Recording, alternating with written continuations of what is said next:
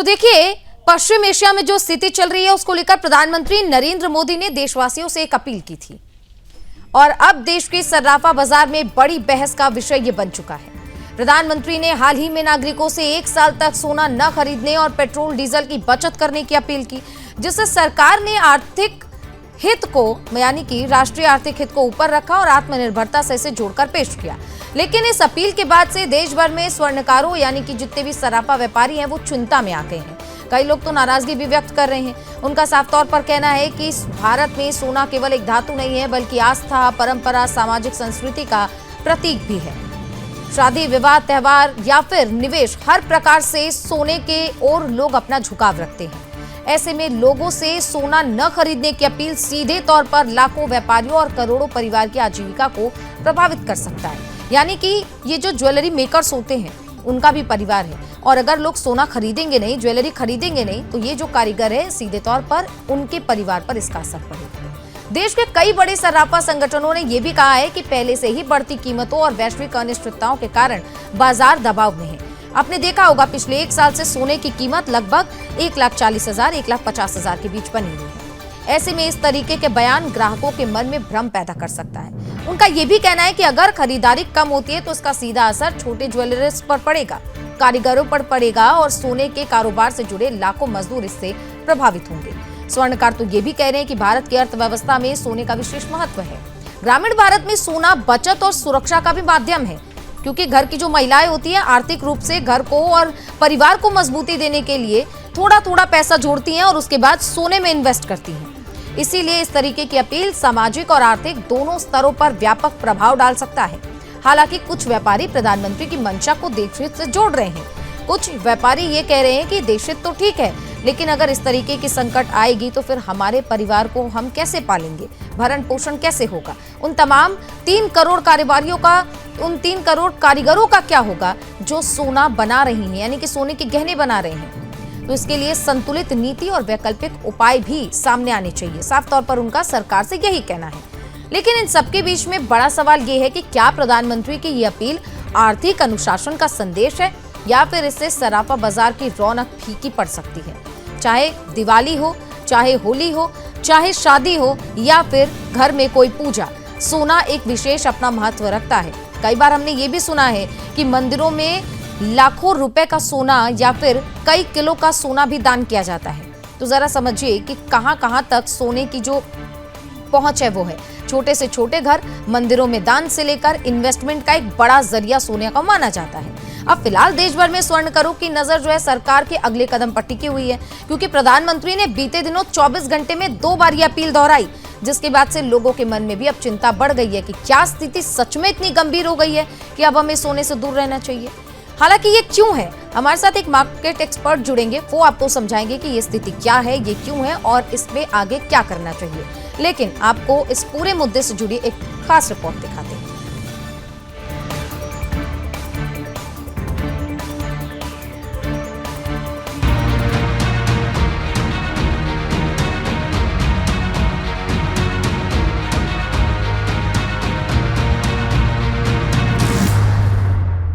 भारत में सोना सिर्फ एक खरीद का मुद्दा नहीं है, बल्कि भावनाओं, परंपराओं और निवेश का सबसे बड़ा माध्यम माना जाता है। शादी हो, त्योहार हो या फिर भविष्य की बचत, भारतीय परिवारों में सोना हमेशा पहली पसंद रहा है। लेकिन अब यही पसंद भारत की अर्थव्यवस्था पर भारी पड़ती नजर आ रही है। दरअसल भारत दुनिया का दूसरा सबसे बड़ा गोल्ड कंज्यूमर है और देश अपनी जरूरत का ज्यादातर सोना विदेशों से खरीदता है। यानी जितना ज्यादा सोना खरीदा जाएगा उतना ज्यादा डॉलर विदेश जाएगा। और जिस तरीके के हालात इस समय मध्य पूर्व में बने हुए हैं, उसको देखते हुए और भविष्य को देखते हुए यही इस समय भारत की सबसे बड़ी आर्थिक चुनौती बना हुआ है।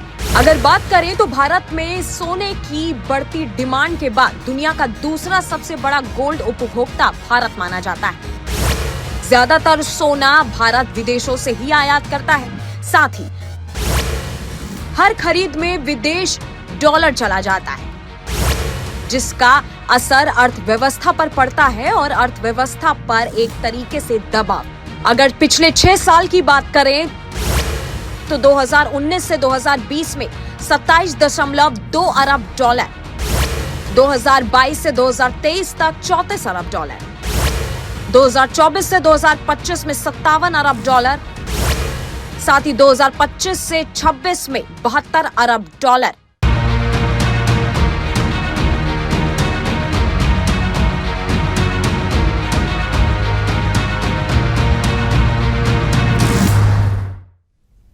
देखिए, सोने चांदी की खरीद पर पीएम के बयान को लेकर देश भर के ज्वेलर्स की क्या प्रतिक्रिया आई है, ग्राउंड जीरो पर जाकर हमारे संवाददाताओं ने इसकी पड़ताल की है। क्या कुछ उनका कहना है वो भी आप देखिए। वैश्विक संकट के बीच देश के प्रधानमंत्री ने देश के लोगों से अपील ये की कि जितना हो सके आप पेट्रोल डीजल का कम उपयोग करें, पब्लिक ट्रांसपोर्ट का इस्तेमाल करें। साथ ही साथ ये भी कहा कि सोने की खरीदारी कम कर दें। ये तमाम चीजें जो क्रिएट हुई है वैश्विक संकट के बीच हुई है। पटना के एक रूप अलंकार ज्वेलर्स में हम हैं और यहाँ समझते हैं कि आखिर इसका क्या असर पड़ा है, दुकानदार क्या सोचते हैं, क्या खरीदारों पर भी इसका असर पड़ा है, कैसे आप लोग कैसे देखते हैं? जी, हम लोग देख रहे हैं जो हम लोग का सेल जो होता था शादी पर्पस ऐसे भी होता था, तो सोमवार से जब से मोदी जी कहे ना तब से कुछ कस्टमर लोग कम आना कर दिए हैं। अभी ले भी रहे हैं तो बहुत कम की मात्रा में, जैसे हम शादी का लगने का समय है तो लॉन्ग सेट हुआ, हाफ सेट हुआ, बहुत कुछ बिकता था, लेकिन जब से प्रभाव पड़ा तब से थोड़ा कम हो गया हम लोग का सेल।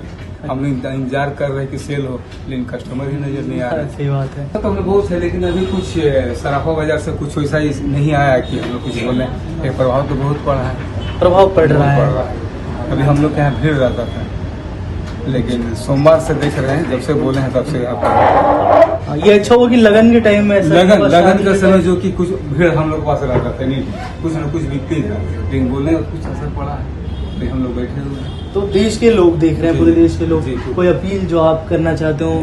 हम यही चाहते हैं कि मोदी जी जो कहे ठीक है, लेकिन सोने के ऊपर थोड़ा सा ध्यान दें तो जरूरी है, क्या हम लोग इसके पीछे हमारे कारीगर जो हैं वो भी लाचार व्यवस्था फंसे हुए हैं। हम लोग स्टाफ लोग हैं, हम लोग का भी इसी पर निर्भर है, सारी डिपेंडेंसी इसी पर है। बिकेगा ही नहीं तो हम लोग किस। मैं प्रधानमंत्री की अपील से सहमत हूँ, लेकिन एज ए दुकानदार, एज ए स्टाफ, मैं चाहूँगा कि मेरे यहाँ सेल में बढ़ोतरी हो, क्योंकि बहुत से एक संस्था से बहुत से लोग जुड़े होते हैं जिन पर रोजी रोटी का प्रभाव पड़ता है।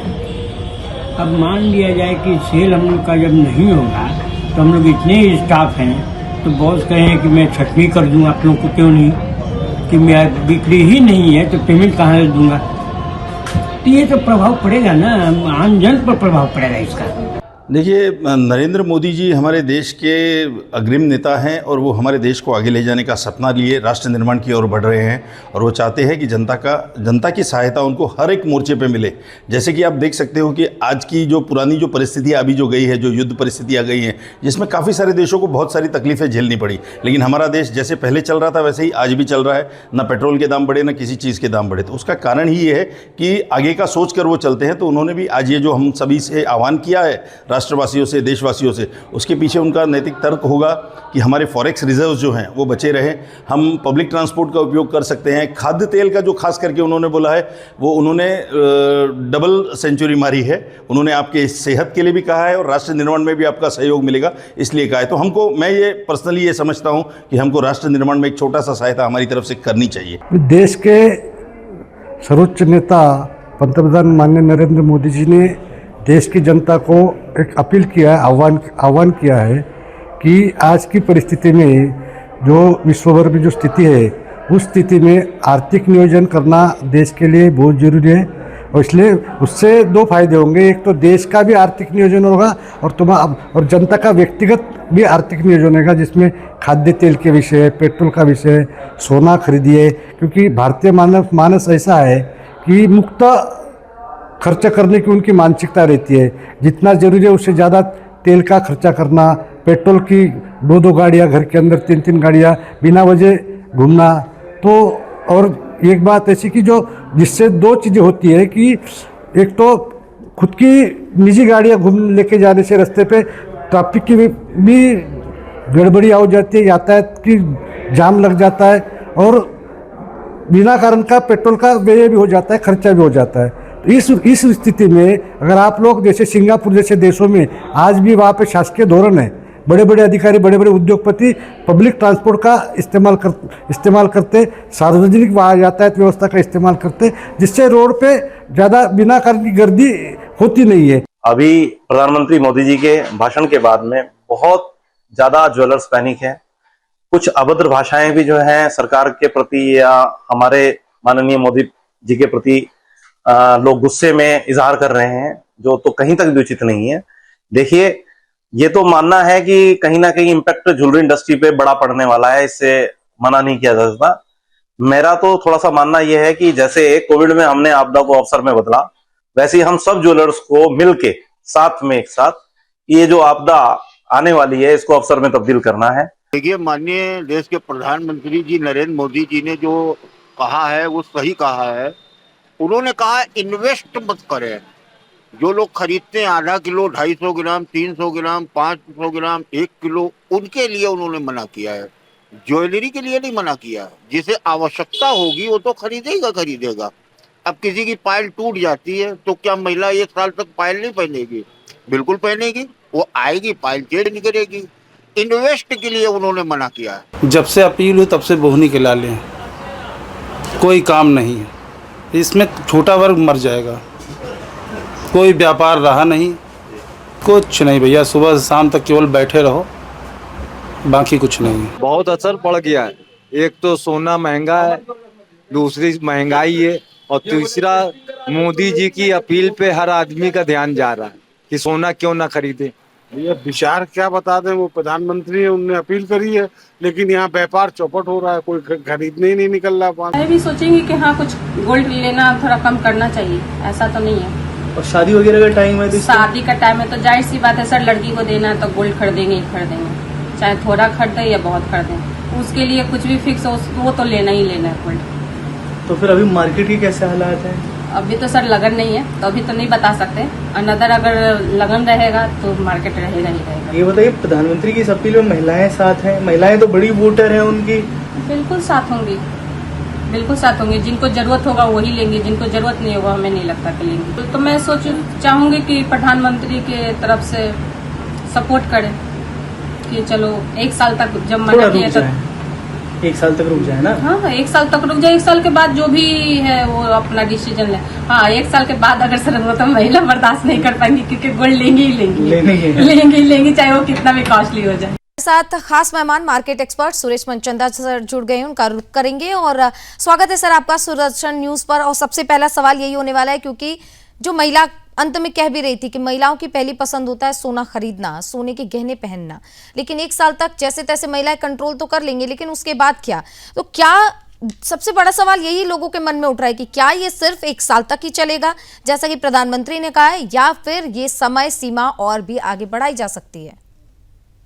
देखिए, और समय सीमा फिलहाल मुझे ऐसा लगता है कि ट्रंप डिसाइड कर सकते हैं। और ईरान और अमेरिका के बीच के अंदर में जब तक युद्ध शांत नहीं होता तो इसी तरीके के हालात बने रह सकते हैं। आज आप देखिए कि प्रधानमंत्री के काफिले से लेकर के और नितिन गडकरी के बस में चलने तक की खबरें इस समय पर हैं। जो प्रधानमंत्री नरेंद्र मोदी ने आह्वान किया कि आप कच्चे तेल की कीमत इस समय पर अंतरराष्ट्रीय बाजार में काफी ज्यादा है, तो पेट्रोल और डीजल की जो रिक्वायरमेंट है उसको आप कम करिए, उसके कंजम्पशन को आप कम करिए। तो उसी लिए प्रधानमंत्री मोदी ने ये कहा है कि आप सोने की जो डिमांड है, देखिए कच्चा तेल तो हमें चाहिए क्योंकि एनर्जी रिक्वायरमेंट है, उसके साथ में देश की प्रगति के साथ तो समझौता नहीं किया जा सकता, लेकिन सोना क्या आप खाते हैं या किस तरीके से सोना जो है किसी की प्रगति के अंदर में आपके साथ में शामिल हो रहा है, तो उसकी इतनी वो that is not essential commodity. तो वो कोई आपकी खाने की चीज नहीं है, आपकी ऐसी एसेंशियल कमोडिटी नहीं है जिसके बिना आप मर जाएंगे या आपका काम नहीं चलेगा।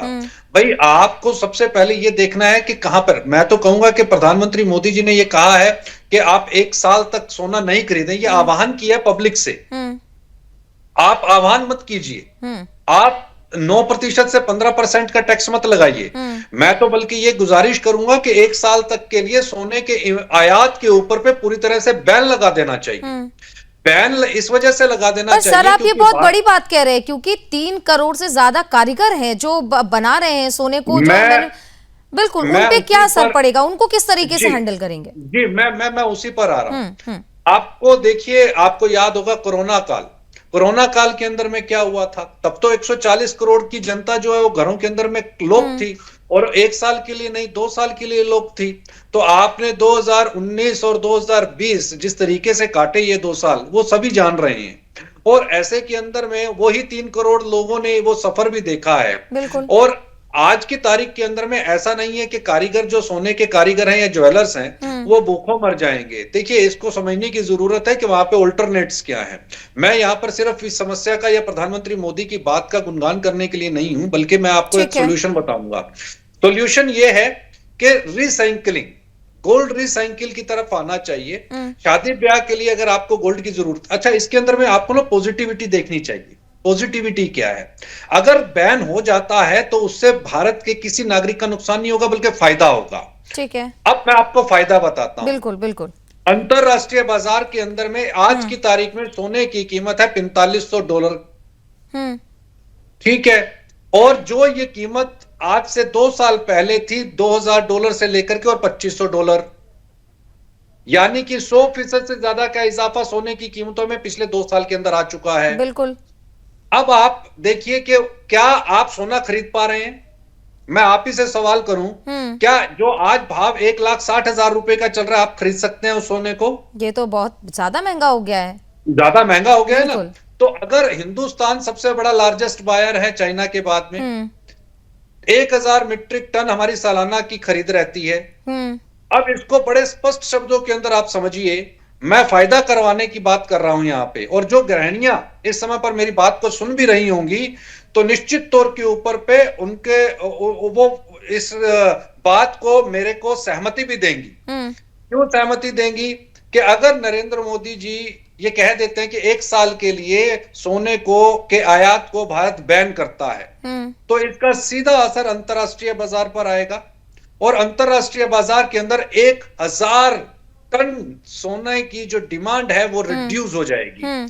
और उसके रिड्यूस होते ही सोने की कीमत $3000 के नीचे आएगी।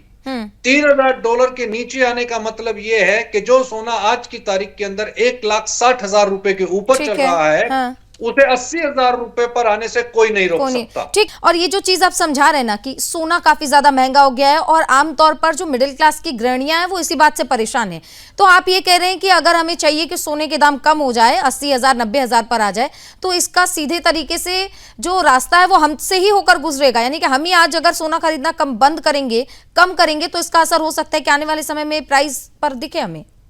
देखिए, इसके दूरगामी परिणाम होंगे और अच्छे परिणाम होंगे। रिजल्ट भारत की फेवर में जाएगा। ना सिर्फ सोने के ऊपर पे बैन लगाने से सोने की अंतरराष्ट्रीय बाजारों में कीमत नीचे जाएगी, बल्कि इसका फायदा सीधा सीधा पेट्रोल और डीजल की कीमत से भी मैं कनेक्ट करके आपको बताता हूं। जी सर, बताइए। अगर सोने को बैन कर दिया तो आपके पास में जो विदेशी मुद्रा है उसका सरप्लस आएगा। एक चीज, जब विदेशी मुद्रा का आपके पास में सरप्लस रहेगा तो इसका सीधा सीधा फायदा दूसरे तौर के ऊपर पे आपकी एनर्जी सेगमेंट के ऊपर पे भी आएगा।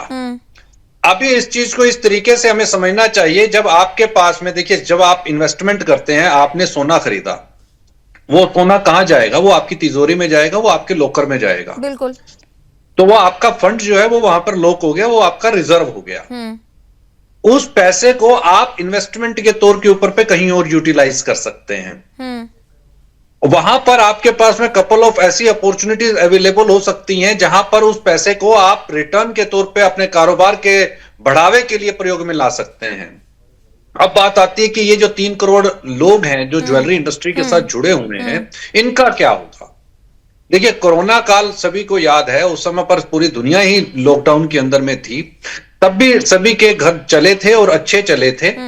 और इस समय पर रिसाइकलिंग, जो गोल्ड रिसाइकिल है, उसके ऊपर पे तवज्जो दी जाए। मतलब शादी ब्याह में रिसाइकल करके गहनों का इस्तेमाल किया जाए ताकि काम भी चलता रहे और वैश्विक संकट में हम देश के साथ भी खड़े रहें। एक सवाल सर मेरे मन में आ रहा है कि कस्टम ड्यूटी इधर सरकार ने बढ़ा दी है। कस्टम ड्यूटी बढ़ाने का सीधा ये उनकी मंशा है कि जब एक्सपोर्ट होगा, जब हम जो है सोना आयात देश में करेंगे। आएगा, बिल्कुल जब आएगा तो उस पर हमें ज्यादा जो है इंपोर्ट ड्यूटी मिलेगी। टैक्स लेकिन देना अगर पड़ेगा। इंपोर्ट ड्यूटी बढ़ा दी गई है इस पर, तो ये भी तो पॉसिबल है ना कि सोना आना पहले से कम हो जाए। नहीं, इसमें देखिए, मैं आपको बता दूं कि 2014-15 में भी गोल्ड के ऊपर पे जो इंपोर्ट ड्यूटी थी वो 12% के आसपास की थी। और ऐसा नहीं है ये पहली दफा 15% हुआ है, ये पहले भी हो चुका है। लेकिन उस समय पर 750 टन सोना जो है वो भारत में आया था। अब 750 टन सोने को भी आप कब कर्व कर दीजिए ना। अब मैं यहां पर आपको ये जो इकोनॉमिक्स बताने जा रहा हूं, इसका फायदा क्या मिलेगा। जिस समय पर आपका सोना आप नहीं परचेज करेंगे तो होगा क्या, इससे दो फैक्टर होंगे। एक, अंतरराष्ट्रीय बाजारों में सोने की कीमत नीचे जाएगी। दूसरा, आपकी डॉलर की जो डिमांड है वो कम हो जाएगी। तो जब डॉलर की डिमांड कम हो जाएगी तो जो ऊपर जाता हुआ डॉलर है वो नीचे आएगा। तो यानी दो चीजों पर आपने काम किया, आपने डॉलर की कीमत को भी नीचे गिराया, और दूसरा सबसे बड़ा फैक्टर जो काम किया वो ये कि सोने की भी आपकी जो लागत है वो कम कर दी। तो एक तीर से ये यहां पर कई निशाने लगेंगे। और इसके बाद में जब आप इंपोर्ट को खोलेंगे तो ग्रेजुअली आप इंपोर्ट को खोलिए, और सोने की उस समय पर जो कीमत होगी वो काफी बेहद नीचे होगी, और लगभग 50% तक हम सोने की कीमत गिराने की ताकत रखते हैं, क्योंकि सबसे बड़े बायर हैं। 1000 टन सोने की खरीदारी करते हैं बिल्कुल साल भर में 1000 टन सालाना। सोने की। और उसके अवज के अंदर में जो आपकी विदेशी मुद्रा बाहर जा रही है, जो विदेशी मुद्रा आपको चाहिए उसकी जरूरत नहीं पड़ेगी। तो जब उसकी जरूरत नहीं पड़ेगी तो डॉलर नीचे आएगा। जब डॉलर नीचे आएगा तो कच्चे तेल की जो कीमत है इस समय पर, जो आपको कच्चे तेल की कीमत, क्योंकि डॉलर भी बढ़ गया, आप कच्चे तेल को आयात कर रहे हैं तो आपको ज्यादा पैसा देना पड़ रहा है। अब कच्चे तेल की कीमत अगर बढ़ भी जाएगी तो डॉलर की कीमत नीचे आने से आपकी पॉकेट के ऊपर पे ज्यादा फर्क नहीं पड़ेगा। इससे इन्फ्लेशन नहीं आएगी। इससे अगर इन्फ्लेशन नहीं आएगी तो किसी भी आम नागरिक की जेब के ऊपर पे नेगेटिव इम्पैक्ट नहीं पड़ेगा। लेकिन तो हमें- अब सर माफी चाहूंगी, समय की थोड़ी कमी है, चर्चा को मुझे यही विराम देना पड़ेगा। लेकिन इन सबके बीच में विपक्ष का एक बहुत ही अहम रोल हो जाता है, जहां पर विपक्ष लगातार ये बताने की कोशिश है कि सरकार नाकाम है, और पैनिक सिचुएशन जो है क्रिएट हो रहा है प्रधानमंत्री की अपील के बाद। देखिए, सोना किसी के खाने की चीज नहीं है। पहली बात तो हमें यह समझनी चाहिए, तिजोरी में रखने की चीज है। इससे किसी का अहित नहीं होने वाला है। अगर 1 साल तक गृहणियां सोना नहीं खरीदेंगी तो वो 3 गुना मुनाफे में है। जाहिर बात है, देश के साथ खड़े होने की जरूरत है, और ये बात तो अब समझ में आती है क्योंकि वैश्विक संकट है। बहुत शुक्रिया सुरेश सर, आप हमारे साथ जुड़े।